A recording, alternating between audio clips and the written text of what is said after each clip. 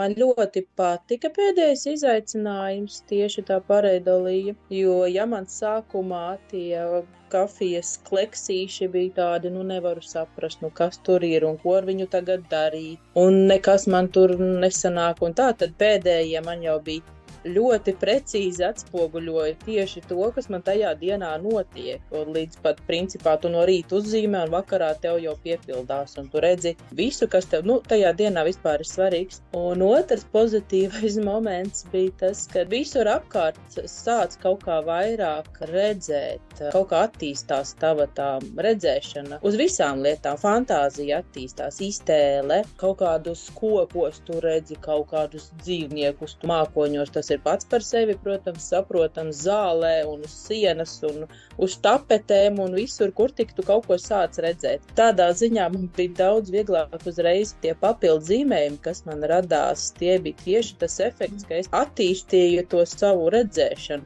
kas man bija svarīgi. Un tagad arī, es domāju, turpināšu vēl priekš sevis ik pa laikam šos te kleksīšus zīmēt, jo tas to radošumu ļoti attīsta. Man ļoti patīk. Man ir jāsaka tas, ko Linda teica. Jā, un tad es secināju, ka es izveidoju tieši to, kas tajā dienā man bija kaut kas raksturīgs tai dienai. Un reizēm bija tā, ka es arī uztaisīju un domāju tā, un ko tagad tas nozīmē? Ko es esmu izveidojis?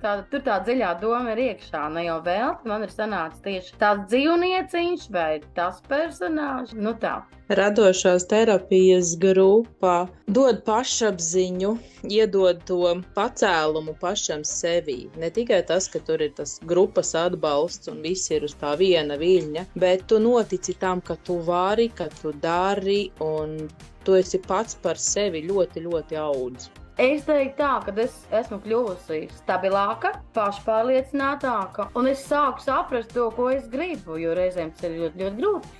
Bet es šobrīd sāku apzināties, stipri vairāk sevi apzināties, savas vēlmes un saprast, ka viņas ir pareizas. Jā, kad man nevar ietekmēt apkārtējo viedoklis.